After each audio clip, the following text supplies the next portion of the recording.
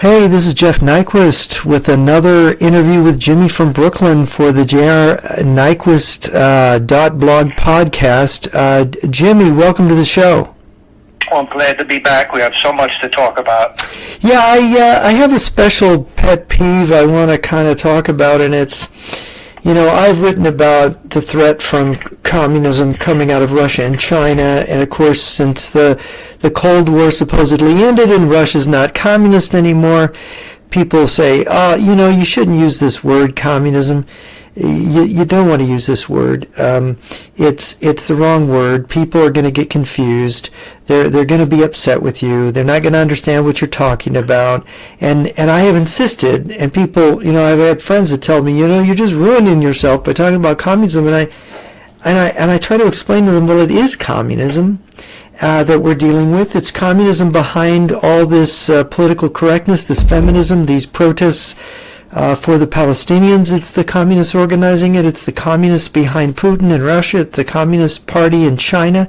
It's the communists in Cuba and North Korea, and the officially ruling Communist Party. Nobody really who's sensible should deny it, although I've had people come and tell me, North Korea is not really communist. It's really like a hermit kingdom, and China's not really communist. They're really capitalists. And Russia, they dumped communism a long time ago. How can you even say that? So Jimmy, what do you say? Am I doing it wrong saying that it's communism? You're doing it exactly right. These people are, what the conservative media celebrities that I've complained about for a long time, as you know, I've done it on your show several times.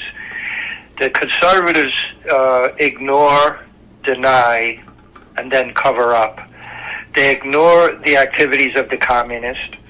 They deny it when you bring them information, and then when the information is glaring and glowing all over the place, then they cover it up.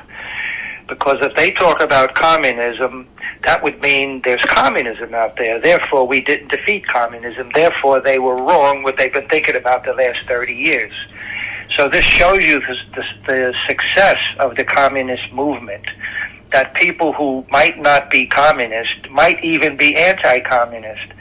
If they're denying or covering up or ignoring what the communists are doing, they are part of the communist movement. Well, they're part of the problem because is it, Jimmy, that they're embarrassed to admit that they got everything wrong for 30 years about the changes in the Soviet Union, that they didn't understand it properly, and they don't want to go back and admit that we didn't really win the Cold War, that we were sold a bill of goods? Is it just a fact of embarrassment, or are they sincerely confused, or are some of them just working for Russia and they know better?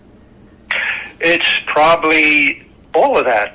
A movement, a group, a coalition is made up of different type people with different ideas who are pulled together sometimes for different reasons. If you were a communist, if I were a communist, we'd have to say communism was defeated. Reagan defeated communism. We'd have to say that in order for the communists to ultimately be successful. So the people who are ignoring the communists or even saying there is no communist or we defeated communism, they are making communist and communism more powerful because they're covering up. So you got to look at the motives. Now, we can't figure out what the motives are. You probably have good people involved in that. That's the genius of the communist movement. They get people to work in the communist movement without even knowing it.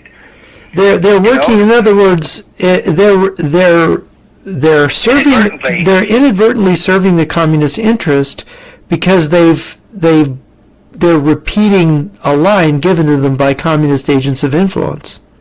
Right. And then there are some people who truly believe that there's no more communism, and they truly want it to be true. So they could be good people, but ignorant. I mean, you could have a good doctor, but ignorant. And an ignorant doctor could be very dangerous if he's doing surgery and doesn't know what he's doing. So we have conservative leaders, we have political leaders, we have professors who got it wrong, but because they're people of some stature and training, people trust their ability to know what's going on, and they're complete fools. So even if we wake those people up, they'll have to say, well, this is Marxism. It's American Marxist. This way they're still covering up the communists, but now this is a Marxist leftover, or this is American Marxism, when in reality it's the world communist movement. And of course, you keep up with the literature that the communists put out even now, don't you? Yes.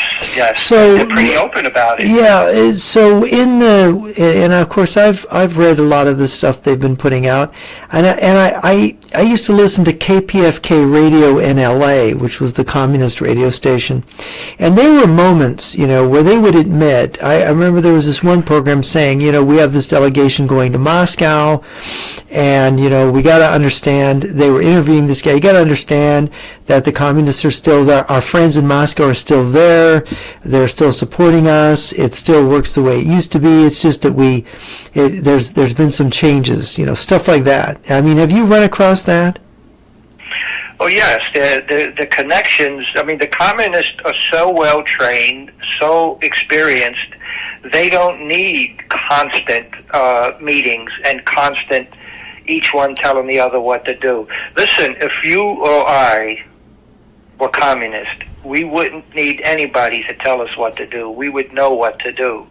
The communists are at that level now, and it's so highly organized that that's the norm. So our way of thinking, our way of living, the way our country was supposed to be and was, that's not the norm any longer. The communists got control of the schools. Yeah. Our side, the conservative side, who was supposed to be watching the enemy, they were supposed to be the people with the binoculars looking overseas, looking over the borders, what our enemies do and aiming for. They missed the whole thing. In my mind, they're all totally discredited. All the major media conservatives, all the big-name conservative pundits, to me, they're totally discredited, but the population doesn't know it yet.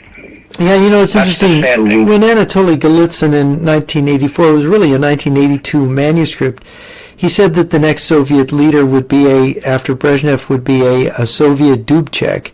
Of course, you had Andropov, you had Chernenko. Andropov died of kidney cancer, and Trevor Loudon had a friend who was a New Zealand intelligence officer who infiltrated the Communist Party and was being trained in Moscow, and he was told about this plan that they were going to liberalize the Soviet Union, and it was going to be a false liberalization, and that Andropov was going to carry it out, but since he died of kidney cancer, they had to train up Gorbachev. So they hit a hiccup there, but that they were going to train up this liberal Soviet leader to fool the West.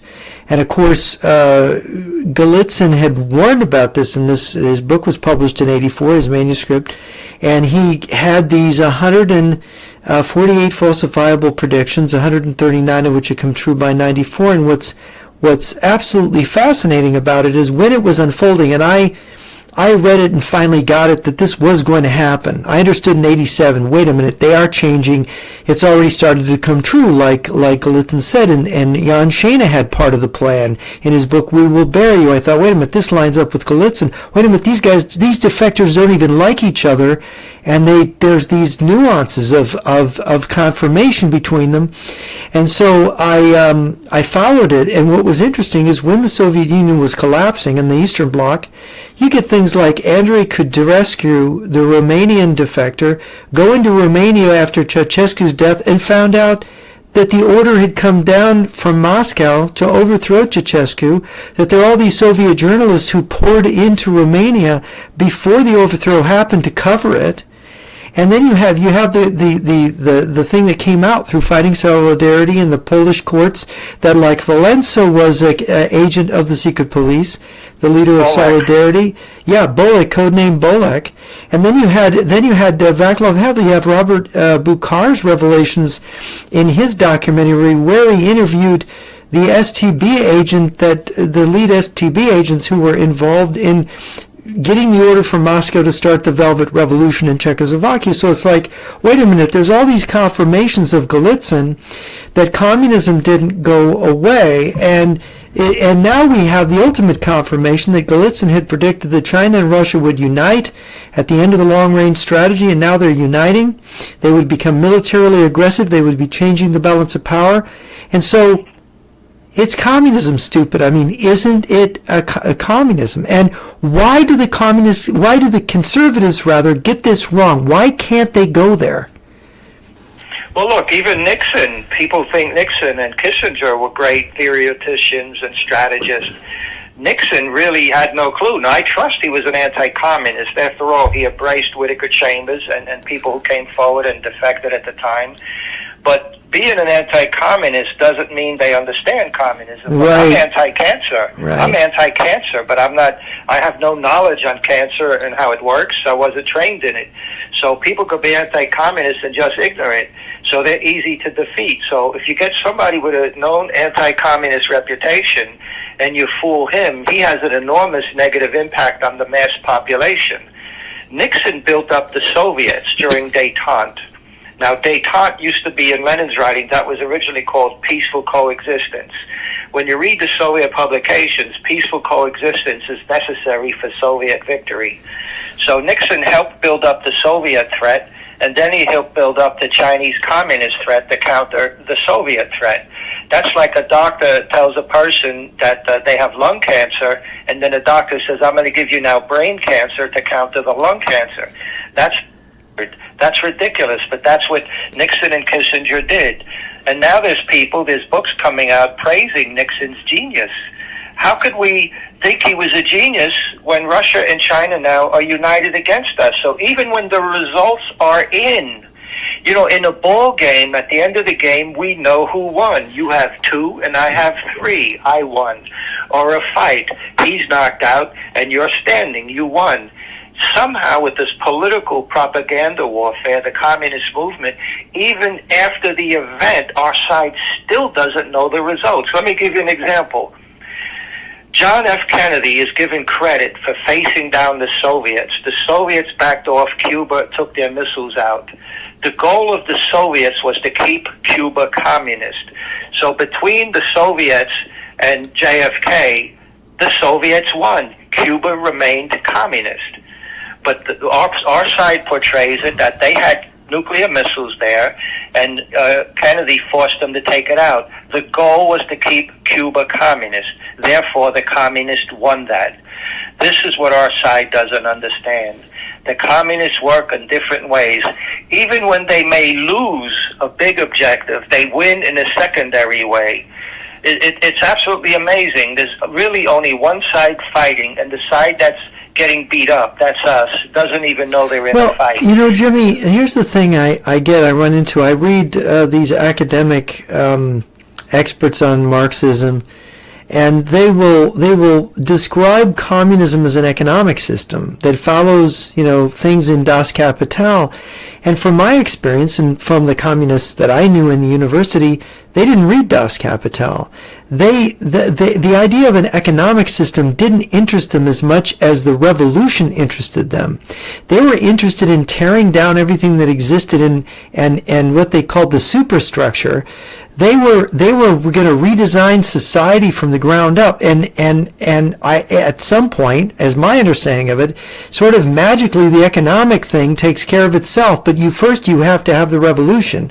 So could you explain why all these academics, all these experts, all these conservatives don't recognize China as a communist country because they have capitalism? They wouldn't recognize Lenin as a communist because Lenin had his NEP, his new economic policy, where he brought back capitalism. I mean, what is it that they're not understanding? I mean, am I right in saying that communism is not an economic system? It's about the revolution? Well, the communists focus on the revolution more. They did more studying and planning on that. They're set up more for that. But what people don't understand is basic Marxism.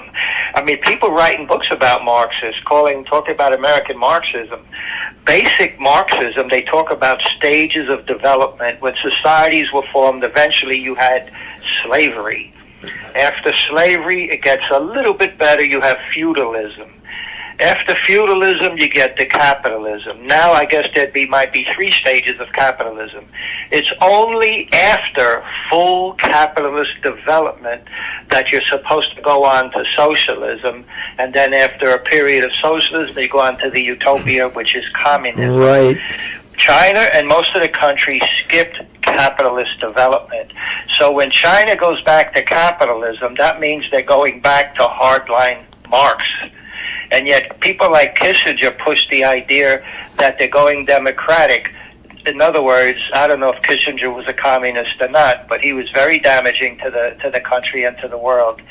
So countries could skip the stage of capitalist development, and then they have a long struggle to get on track. So some of them just embrace capitalism. So if they embrace capitalism, which they need for development, we start infusing money and trade and technology into their system to build it up, because our side believes that that's going to make them free and democratic once the communists see the fruits of capitalism.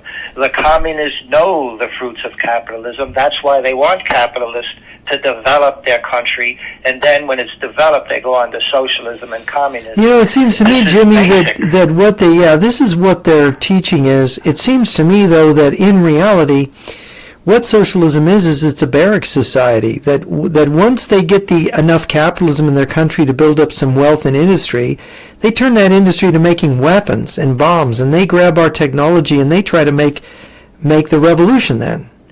That, you know, right, that's what happens. Victory. Yeah, it's victory. So it seems to me that now, what do you say when they're trying to convert our society to socialism? They're trying to get us to adopt more and more socialism, which of course disables our society. Our society ceases to function. They've got the global warming stuff. I mean, am I mistaken, Jimmy? Or is this global warming, man-made, anthropogenic global warming, is this not a communist trick to sabotage us? It's totally a communist thing. It used to be the class warfare, the poor versus the rich, the workers versus the factory owners, the tenants versus the landlords. But you have a country like America where there's a large middle class. We don't really have an overwhelming number of desperately poor people that you usually need to make a revolution. So you have to find something that unites people of all incomes, all so-called classes. And one way to do it is convince them that the environment affects the entire world, all countries, all classes, all people. Therefore, we have to unite to save the environment. And the capitalist system is responsible for supposedly heating up the planet, right? Well, that's it. They blame it on capitalism, and then they get the whole world united against capitalism, and the main capitalist country is America. When the communists preach in every single country, including in America, they preach against they preach against imperialism, racism, and colonialism. They preach real hard and strong in every country, including America. So after preaching that, and then they tell you, and America is the world leader of colonialism, imperialism, and racism. So everybody's taught America's the enemy. And then when you flood our country from desperately poor people from those countries where they're indoctrinated that America is a threat to the world, you get huge amounts of people who are coming in for various reasons, but among them you got people coming in that think America is the worst place in the world, even though they're coming here because coming here is still better from the hellholes they came from. What people don't understand, and I know you know this very well, the communists have long-range goals, okay? So they have a goal they're aiming for. To achieve that goal, they have to develop strategies and tactics. And they have think tanks like the Institute for the Study of USA and Canada. They have think tanks like that for every region and section of the world. And they have communist parties in every region and section everywhere in the world. So they're in constant contact with people, the current events, the current situations in every country, and they tailor the movement according to the situation that exists based on the Marxist and communist philosophies. Our side doesn't understand the depth of this. Before the Soviet Union supposedly collapsed, in the late 80s, in Sputnik magazine, which is a Soviet publication, and Soviet publications are basically run by the top people in the Soviets, the KGB types, the people from the Soviet Academy of Sciences, when they write that they're going to create a multi-party system in the Soviet Union, but they're all socialist, that gives the illusion of different parties, and therefore you could have democratic elections. But again, Lenin's party of a new type, the Communist Party, is the controlling party in everything that there is in a communist country. But they create the illusion of democracy by having different parties running under different labels, but they're all secretly and sometimes openly controlled by the Communist Well, Party. I'll give you an example in Russia, Jimmy. The Liberal Democratic Party in Russia, which was formed in the latter years of the Soviet Union, led by Vladimir Zhirinovsky, who passed away here, I think, last year or the year before last. Zhirinovsky, the founder of that party, was a KGB officer who had been working in Turkey and had been kicked out of Turkey. So you have a political party, the Liberal Democratic Party, led by a KGB officer, started under the Soviet Union. And then, of course, you have the United Russia Party of Vladimir Putin, led by a KGB officer. I mean, are we starting to get the tune here? Am I mistaken in thinking the KGB is the sword and shield of the Communist Party? And then there's the people that say it's a KGB regime. Well, wait a minute. The KGB is the armed section of the Communist Party, isn't it? Yes. So some people say, well, that's Russian Marxist working with American Marxist. When you're with the Soviet Academy of Sciences, you're above Marx, right? When you're in the Soviet government, that's above basic Marx and Marxist. That's above. When you're a KGB, you're at the ultimate. You're at the highest level of the communist movement. You're practicing you're bringing about revolution. You're fighting for the revolution. So you are, everything that Marx said it's not a dogma, it's a science. Lenin said it's not a dogma, it's a science. Stalin said it's not a dogma, it's a science. That means science means we make new discoveries, it changes, it grows, it evolves, right? Right, and they also argue that you can't argue with science. So they create this global warming illusion and delusion. You can't dispute it, but that's not real science. Science is supposed to be open to new insights and new revelations. So they would argue, well, they do use new insights and new revelations. You know what gives it away to me, Jimmy, is that China is building several new coal-burning plants, a month or whatever they're building, and they are not concerned about anthropogenic global warming at all. And here we're going to be turning off the electricity here in New York and Michigan and these other places because we don't want to heat up the planet. And so it doesn't apply to Russia, it doesn't apply to China, only to us. So this tips me off. Same thing with the vaccines. What made me suspicious about some of the vaccines, who I think that it's claimed that that one of the vaccines was made in China, maybe two of them. It's like, well, they're not, Russia and China aren't taking the vaccines, we are. So I'm thinking, well, do we trust Big Pharma? Are they in bed with the Chinese, or the Chinese, making vaccine precursors? I mean, when you see these policies being pressed by the far left, by the usual suspects in the West, you say, they're trying to ruin our economy, they're trying to ruin maybe our health. They may be trying all these things on us. It's like we can't trust our own government because they're infiltrated by communists. I mean, am I getting too paranoid here? No, you're getting too close to the truth, so you will be called paranoid and crazy. People don't want to believe this, so even if it's true, if people don't believe it, the truth is still there, just that people don't see it. That makes you and I outliers. We're crazy, we're prophets, we're whatever. But reality sometimes is hard to face. That's why bars are full of people that drink, people take drugs. The reality you and I are immersed in is very hard to take because we know it. When I first started calling talk radio, I was saying among my first calls, I was warning about the threat from communist China. And Bob Grant, who I love, that was like my headquarters, the Bob Grant Show. He said, what are you with, the John Birch Society? I never even heard of the Birch Society at that time. But I was warning about the threat from communist China.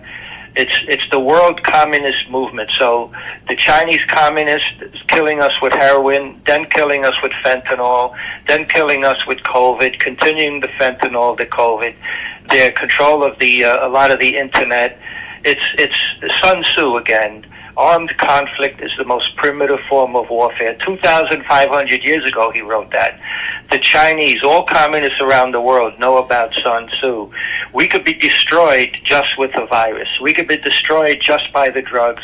We could be destroyed by what they're doing in our schools, the critical race theory, with the perversion. Perversion is subversion. What they're doing with our children. Any one of their operations could destroy us. Destroying Doing motherhood. Operations. Destroying motherhood. It's amazing. Years ago, I heard people among the gay movement, and they were talking about if more people become gay, there'll be less births, and we need to lower the population of the earth. So I guess if people are having sex that doesn't produce babies, or they have babies or they abort them, some people think you're going to save the planet. We have too many people. So there's all kind of crazy ideas and theories pushed out there. And the one true idea, what some people would say theory, is what you and I know and do. We just can't make this a big movement. We have all the information. We have all the documentation. The enemy is smarter than our side. They got our side blackmailed, I guess. They got our side totally befuddled and bewildered.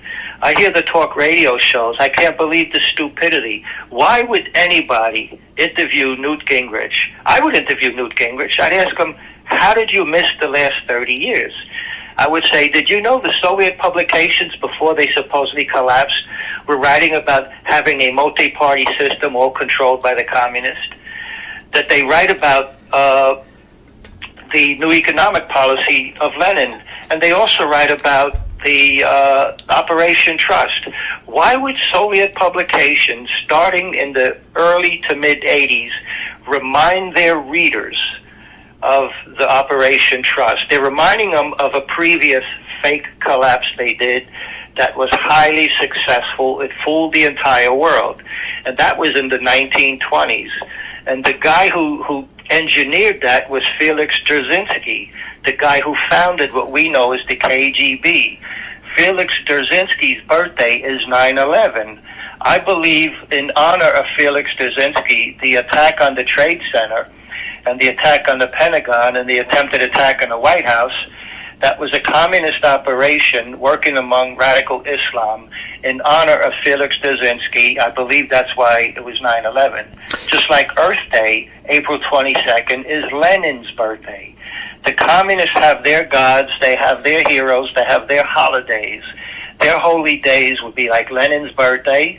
So Earth Day is April 22nd, Lenin's birthday. I know Sebastian Gorka disputes that, but hey, I don't care. Sebastian Gorka disputes that. He has no clue. He has a PhD in political science. He doesn't know the basics.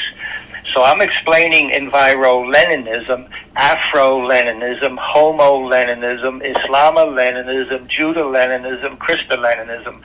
That's all from the communist movement. Sebastian Gorka appears to not know even basic Marxism and communism. He talks a good game, in my opinion. I don't know him that well. He's not the brightest guy, and he has a PhD in political science. The people in charge have no clue. Some of them are the enemy. Some of them are just ignorant. It's just a nasty mixture of people that have us on a path to defeat. We are really, really in serious trouble. The environmental movement, we're being crippled. The old way of war, right? Armed conflict is the most primitive form of warfare. 2,500 years ago that was written. Now the normal way of warfare, an enemy country would fly in and they bomb your oil refineries, your oil depots, your oil fields. They'll bomb your factories. Okay? What the communists did, they don't bomb our factories. They just get us to send our factories into their country. And they don't bomb our oil fields. We destroy our own oil fields and oil depot and energy sector. They get us to destroy ourselves, and they sit back laughing. They have our children having their genitals cut off. They have people hating white people in America. And then they flood the country with non-white people where whites are going to be a minority. Every single thing the communists do is evil, but it's genius. And our side, when you have one side is evil and genius and brilliant, and the other side is incredibly stupid, where we follow Newt Gingrich, Bill O'Reilly, Sebastian Gorka, people who helped get us in this mess by them ignoring it, denying it, and then covering up what's coming out. You know, there's a book coming out here. Let me just read you something real quick. There's this woman, there's a book coming out, The Third Awakening. a 12-point plan for rolling back progressive extremism. I argue that bleeding heart liberals, not cultural Marxist radicals, are largely responsible for a woke cultural revolution. Have you ever heard anything so stupid? That is completely negating the fact that communists organized, created, and ingeniously advanced all these narratives. And the communists wrote about it before they did it. They wrote about it as it was happening. They brag about their successes. When they write the ideological erosion of the bourgeois order, that's us, folks, the ideological erosion of the bourgeois order at every level, social, cultural, political, economic, would precede the initiation of direct frontal assaults on the state. Who could deny now we're being destroyed through the culture, our social system, the political system, the chaos going on, the economic mess we're in? Biden is the perfect enemy agent to be in charge in America now. Now, Biden's not making these decisions. He's just the guy that's in the powerful seat with the powerful buttons to push. So he's got the communists around him guiding him. We are in free fall. It's not an accident. When everything is going wrong, it's not a coincidence. Because at some point, some things will go right. Now, the only thing that I could say going right is the backlash against this attack on Trump. People are waking up. It's very late, and I still don't know that the people understand entirely what's going on. When the enemy controls your schools, they control your future. So we have bombers looking toward the enemy. We have people watching the enemy, satellites watching the enemy's military.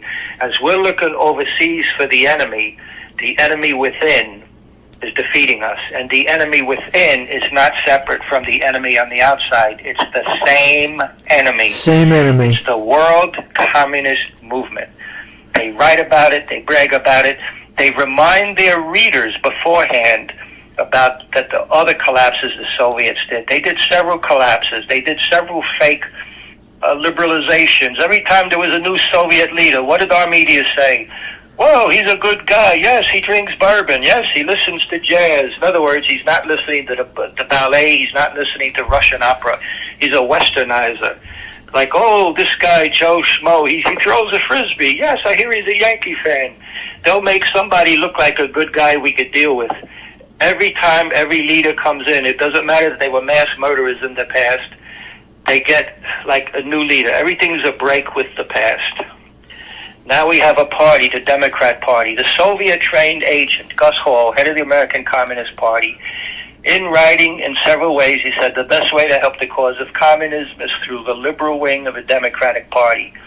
In a in a communist, not communist party, but communist movement newspaper, The Independent, I-N-D-Y, dependent, they spell it I-N-D-Y, they talked about working inside and outside the Democrat Party.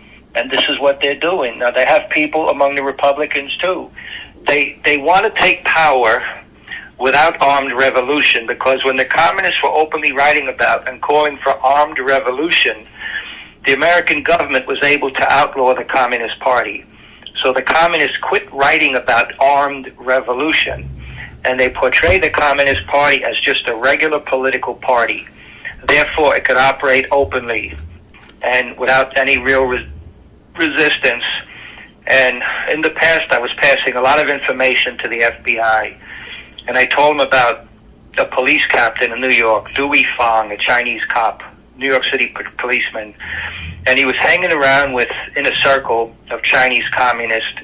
The outer edges of the circle were people involved in drugs, but he was dealing with Chinese government officials. So I told the FBI, I said, look, for all I know, Dewey Fong, police captain, might be reporting to you. So I'm not accusing him of being the enemy. All I'm telling you is he's working among the enemy. He's in the Chinese consulate several times. He's with Chinese communist officials a lot of times. So maybe he's with them, but he's reporting to you, the FBI. Because I don't want to accuse the guy. Maybe he's an innocent guy doing good work. But the FBI got mad at me. Why did they get mad at you? Because I said that what the communists go with Dewey Fong is, the Chinese communists, They want him to eventually become from captain, move up to borough commander, and if they're lucky, they really want him to become police commissioner. Their nasty attitude to me was, what would the Chinese communists want with the police commissioner? Oh, you got to be kidding! With all their involvement in the heroin trade. Wait, it gets better. Yeah. I said, what would John Gotti want with the police commissioner?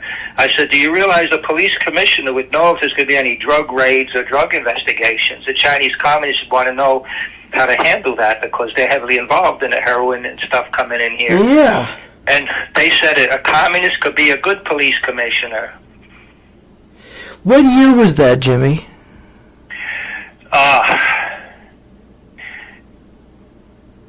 It'd be hard to figure it out. I guess that was late 90s, mid Late to late 90s. 90s. See, I think by that time, with the Clintons involved in the Justice Department, I think the FBI is at that point penetrated. You've got people appointed by the Clintons in the Justice Department and the FBI, and the Clintons are suspect.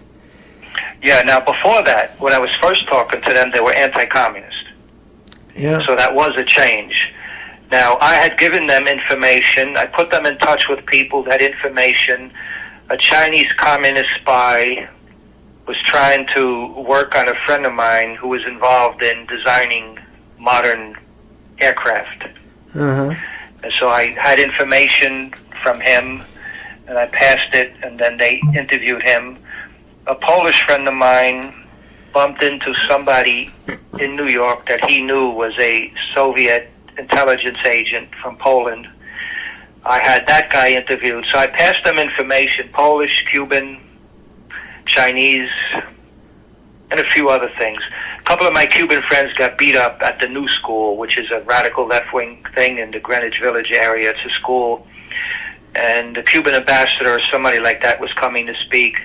And I was there with my Cuban friends, and a couple of my Cuban friends got beat up by the elevator, by the communist.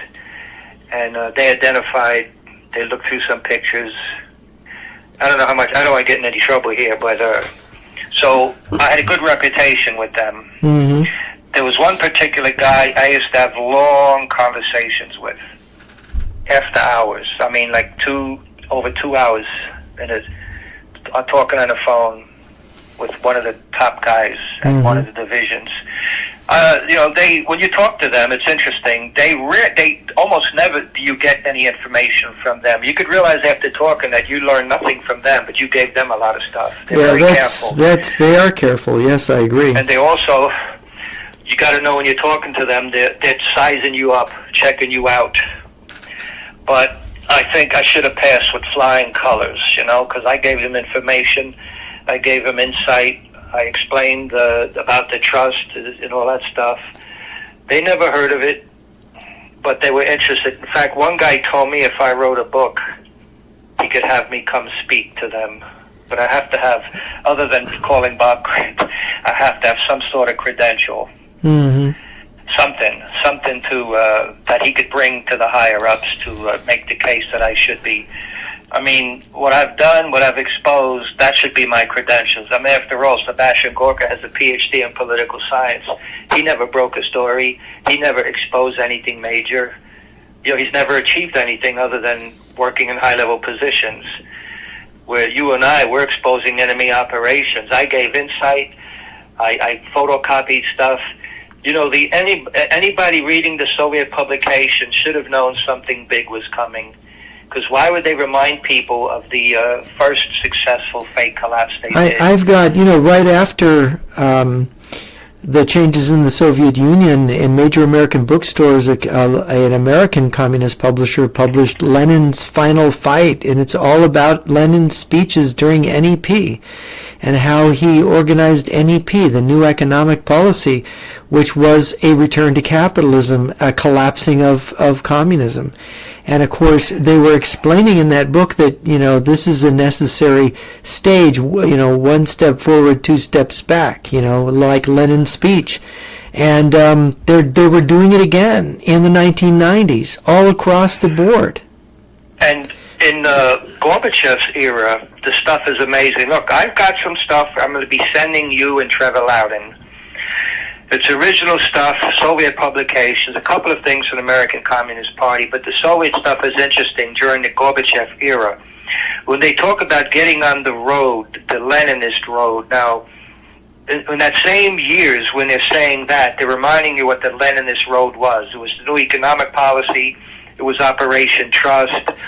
So in other words, they're telling you they're going to go back to that. At the same era, they're writing about, the Soviet publication was writing about how China broke off relations. China made a big public display. Now, why would China make a big public display of breaking off with Russia? Well, that's to convince people there's a real split. But in 1986, in one of the publications I'm going to be sending you, the 27th Congress, Communist Party, Soviet Union, they officially end the China-Russia split in 1986. That was under Gorbachev. And it's in writing.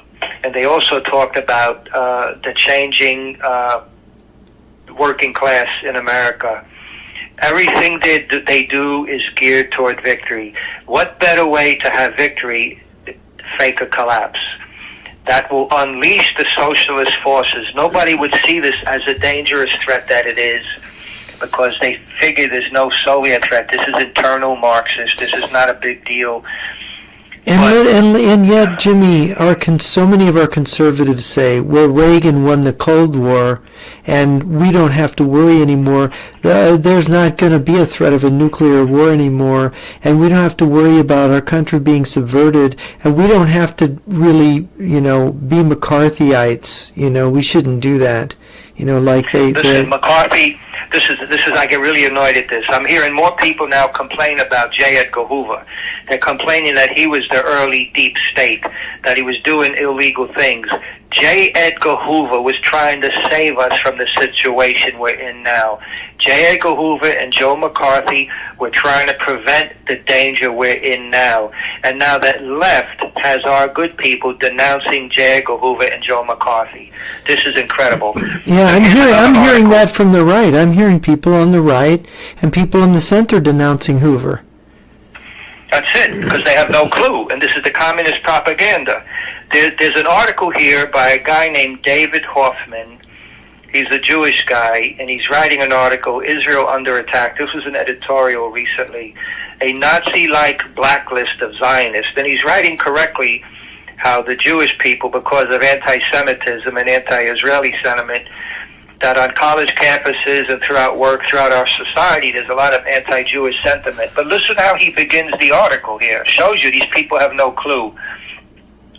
In the 1950s, lists naming accused communists and homosexuals were used as tools to blackmail, influence peddling, and ruin. Clandestine dossiers played a part, it goes on now, but other situations like that. So he's denouncing people who were exposing communists, and then he goes on to complain about the plight of Israel and the Jews now.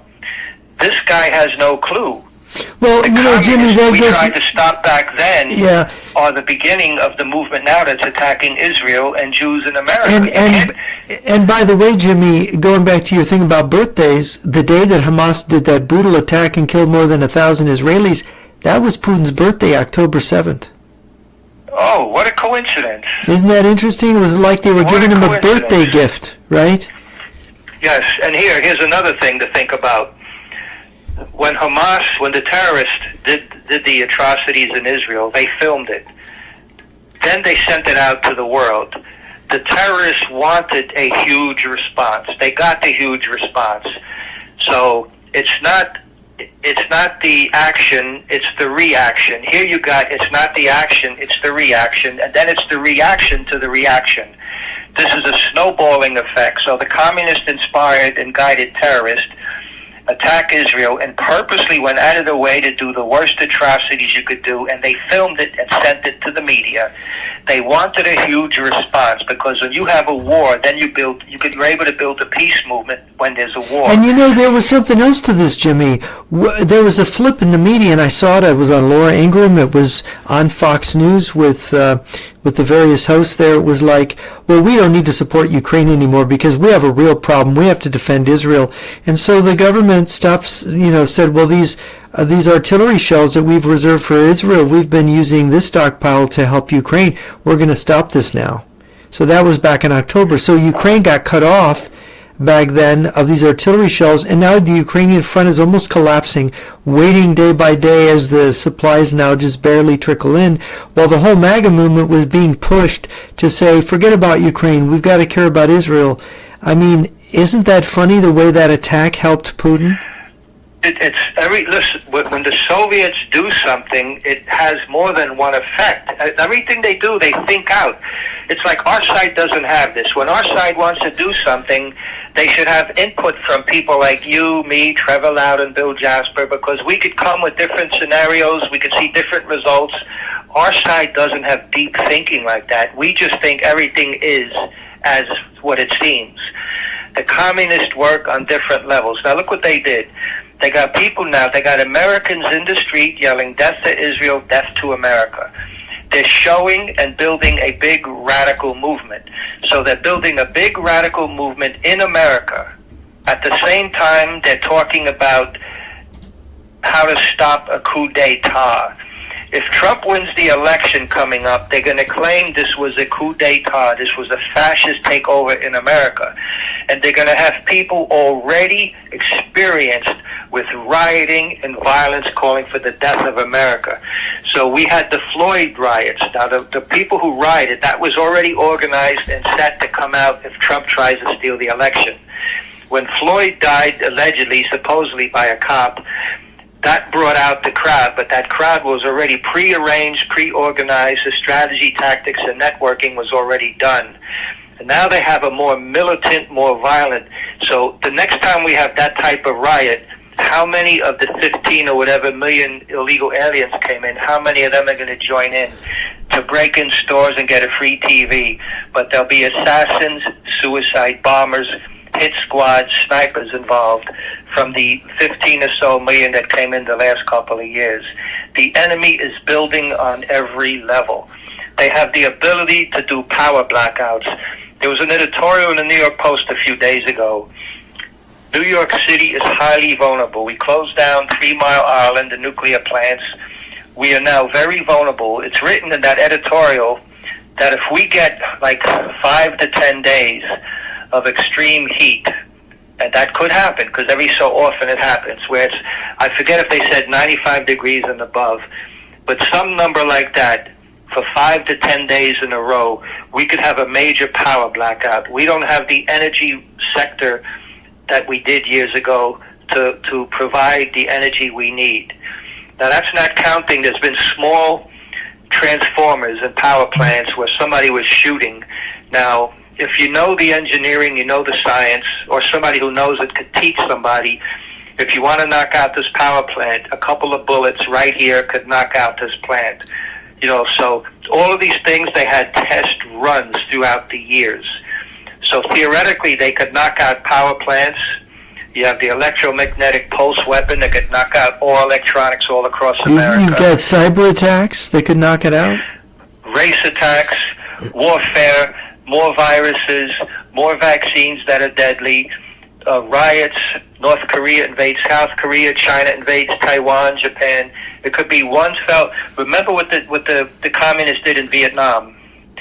They had an uprising, the Tet Offensive. They attacked every government throughout the country, South Vietnam. Now they lost the armed battle. They won because of the propaganda. But they believe in doing mass simultaneous attacks. And now with 15 illegal millions that came in, we don't know how many are well-trained saboteurs, assassins, how many are snipers, how many are well-trained with pre-arranged goals, pre-arranged... Listen, I was at St. Mark's Church, Lower East Side, East, like at 10th Street and 2nd Avenue. Some people call it the East Village. I was in there for a communist meeting in the church, and I heard one communist telling another communist, we know where the police store their special equipment. Now, why would somebody know and care where the police store their special equipment? because in time of riot or war, they know where to go to stop the equipment from being taken to be used against them, or to break in beforehand and destroy it or steal it and turn it against us. The enemy, what they do, before they do things, they plan. They research, so they could squeeze more success out of a handful of people with superior intelligence and organization and strategy. And this is what they stress. So they could bring millions and millions of people in the street, total blackout, everything is in an uproar, it'd be impossible to fight back. When you got people in our government that are enemy agents, Biden clearly is an enemy agent, you got people in U.S. intelligence working against us, the whole crew, the whole justice system going after Trump. They're turning our government inward against its own country. That also goes back to Sun Tzu. Turn these spies, agents, and generals and admirals inward against their own country. They're going after Trump because Trump was able to delay their progress, to hold it back, and they got to punish him for it. So God help Trump, God help Giuliani, God help us. We are in serious need of a massive awakening. I don't see it happening yet unless you get interviewed on major shows, and it's not happening. I mean, I thought I was being persuasive. I was citing published sources and witnesses, and it's like almost nobody listened. I feel the same way. I mean, look, I didn't know about you until a few years ago. Where there's people like us that we should. You have CPAC. Well, we need sort of a AC CPAC, anti-communist thing, where all the major media conservative celebrities, Hannity, Newt Gingrich, Bill O'Reilly, Victor Davis Hanson, Mark Levin, have the audience filled with people like that, political leaders, intelligence, military leaders. They're in the audience, and you are on the stage, you, me, Bill Jasper, Cliff Kincaid, of course, Trevor Loudon. Yeah. Because if we could teach them, this is the way the communists work. You had agents built a cadre. The cadre went on to build the vanguard. The vanguard built the mass movement. The communists have a mass movement now. They are the dominant political force. The dominant political movement in this country is controlled by communists. So they're working to push their agenda. At the same time, they're weakening our side. They're making our side stupid. They're perverting and subverting our side. They're going after the children. When they write, yesterday's left is today's center, today's left will be tomorrow's center, they're bragging how they moved the whole political spectrum to the left. Yes. When they write about they got to build a new world economic order, we're going to build a new world information order. They got the media. They have the media on their side, and the conservative media is not up to the fight. They don't even have a clue what's going on. So we have a free press, but if you have a free press, but the people that are in the press are stupid, it's just as bad as you don't have a free press. Yeah, they haven't connected the dots, Jimmy. They haven't gone back, and they've lost the thread of events. And so they're always disoriented, always confused, always ready to fall for the false narrative. And it's disgusting to me because I thought by now, surely they're starting to catch on to what's going on. And the dots are as big as basketballs, so they're not even dots. When you see a series of calamities and a series of everywhere you look, things are going wrong, they wrote about it. About the erosion of our culture, our social system, our political system, our economic system. So if things stand as they are now, we're going to have economic collapse. We're going to have racial strife, racial warfare, the perversion, there'll be more diseases. The enemy's working on new viruses, more contagious viruses. And we're still funding the enemy. We're still funding the Chinese communist scientist. Fauci ought to be in prison. He's a mass murderer. We have Biden ought to be impeached, shouldn't he? But a normal country would not let this happen. The enemy knows our system. They know how to use the system to destroy the system. That's in writing. That's a publicly stated thing of communists. use this system to destroy the system. They play the race card, the environmental card, the LGBTQ card. The whole deck is communist. It's a fight where only one side's fighting. I don't know how many times they could say it. And, why would people interview, what's his name, Victor Davis Hanson? I mean... I don't know. He doesn't seem to know any of this, does he? No. He does. They've never mentioned Galitzin or this. But he wouldn't understand it. That's too. His brain is not. That's a whole level. Look, if somebody's talking to me about nuclear physics and there's things I wouldn't understand either, but I don't think that I do. I'll tell you I don't know. I'll tell you. Look, I can hardly operate my cell phone. I'm embarrassed, but I'm not going to deny it. But these people fake it. Look, you can't dabble in brain surgery. You know what I mean? There's certain things you don't dabble in. No. They're dabbling in national security. They're dabbling in national defense and security. And they haven't understood. They haven't even understood properly the name of their enemy, the methods of their enemy, the goals of their enemy, the organizational chart of their enemy, or the strategy of their enemy.